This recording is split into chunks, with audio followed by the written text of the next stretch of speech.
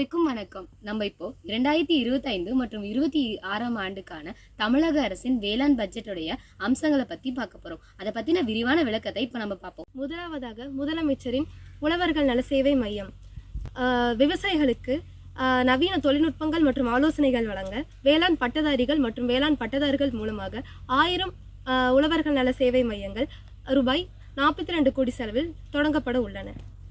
அடுத்ததாக நெல் உற்பத்தி மேம்பாடு.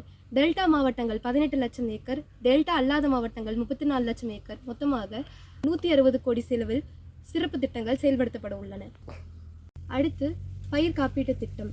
இயற்கை சீற்றங்களால் பயிர்களுக்கு ஏற்படும் பாதிப்பிலிருந்து விவசாயிகளை பாதுகாக்க ரூபாய் 841 கோடி செலவில் பயிர் காப்பீட்டு திட்டம் செயல்படுத்தப்பட உள்ளன. அடுத்து கரும்பு விவசாயிகளுக்கான ஊக்கத்தொகை. 2024-25 பருவத்திற்காக 1,30,000 கரும்பு விவசாயிகளுக்கு டன் ஒன்றுக்கு 349 ரூபாய் என்ற வீதம் மொத்தம் ரூபாய் 297 கோடி நிதி ஒதுக்கப்பட்டுள்ளது.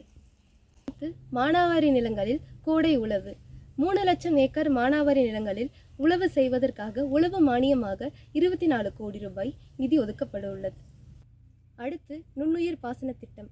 3 லட்சம் ஏக்கரில் நுண்ணுயிர் பாசனம் திட்டம் செய்வதற்காக ரூபாய் 1168 கோடி நிதி ஒதுக்கப்பட்டுள்ளது.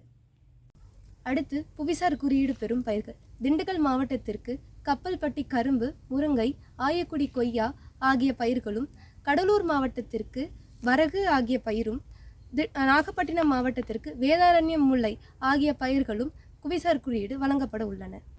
மேலும் முந்திரி வாரியம். தமிழகத்தில் முதன்முறையாக முந்திரி வளர்ப்பை ஊக்குவிக்க ரூபாய் 10 கோடி நிதியுடன் முந்திரி வாரியம் தொடங்கப்படும்.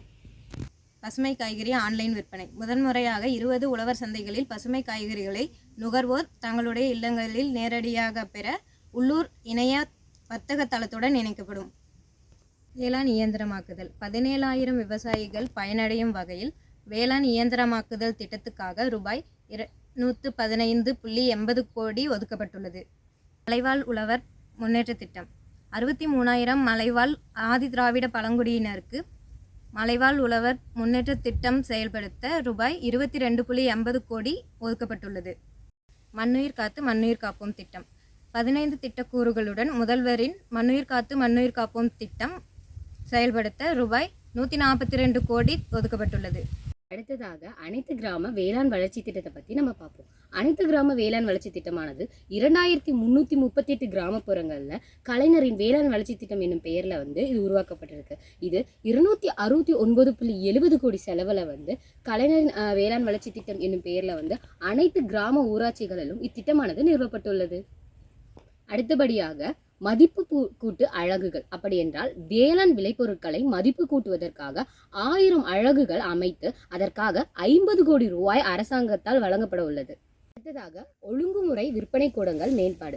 11 இடங்களில் உள்ள ஒழுங்குமுறை விற்பனை கூடங்களை மேம்படுத்துவதற்காக 50.79 கோடி ரூபாய் நிதி ஒதுக்கப்பட்டுள்ளது அரசாங்கத்தால். அடுத்தது மக்காச்சோளம் உற்பத்தியை மேம்படுத்துவதற்காக, அதாவது மக்காச்சோளம் உற்பத்தியை மேம்படுத்துவதற்காக 1,87,000 ஏக்கர் பரப்பளவில் மக்காச்சோளத்தை விவசாயிகள் பயிரிடணுங்கிறதுக்காக மட்டுமே விவசாயிகளுக்காக 40 கோடி ரூபாய் நிதியை அரசாங்கம் ஒதுக்கியிருக்காங்க. காய்கறி உற்பத்தியை மேம்படுத்துவதற்காக திட்டம் அரசாங்கத்தால் வகுக்கப்பட்டுள்ளது. 20,000 ஏக்கரில் கோடை காலங்களில் காய்கறி உற்பத்தி செய்ய வேண்டும் என்பதற்காக 10.5 கோடி ரூபாய் அரசாங்கத்தால் ஒதுக்கப்பட்டுள்ளது. காளான் வளர்ப்பு. காளான் வளர்ப்பை ஊக்குவிக்கும் வகையில் 2.60 கோடி ரூபாய் செலவில் அரசாங்கத்தால் புதிய ஒரு திட்டம் மேம்படுத்தப்பட்டுள்ளது. இது காளான் வளர்ச்சியை ஊக்குவிப்பதற்காகவே மேம்படுத்தப்பட்ட திட்டமாகும். இறுதியாக வேளாண் தொழில் முனைவோர் ஊக்குவிப்பு. வேளாண் பட்டதாரிகளை தொழில் முனைவோராக்குவதற்காக தலா 1 லட்சம் என்னும் விகிதத்தில் 500 பேர் பயனடையும் வகையில் 5 கோடி ரூபாய் அரசாங்கத்தால் ஒதுக்கப்பட்டுள்ளது. வேளாண்மையில் ஆராய்ச்சியை ஊக்குவிக்கும் வகையில் MS சுவாமிநாதன் அவர்களின் பெயரில் ஆராய்ச்சி நிதி உருவாக்கப்படும் அப்படின்னு சொல்லிட்டு நம் வேளாண் அமைச்சர் கூறியிருக்காரு. இந்த பட்ஜெட்டில் அதையும் தான் தாக்கல் செஞ்சுருக்காங்க. இந்த பட்ஜெட்டானது பல்வேறுபட்ட அம்சங்களை கொண்டுள்ளது. இந்த பட்ஜெட்டை பற்றி உங்களுடைய கருத்துக்களை கீழே கமெண்ட் செய்யுங்க. எங்கள் வீடியோவை லைக் பண்ணுங்கள், சப்ஸ்கிரைப் பண்ணுங்கள், ஷேர் பண்ணுங்கள். தேங்க்யூ.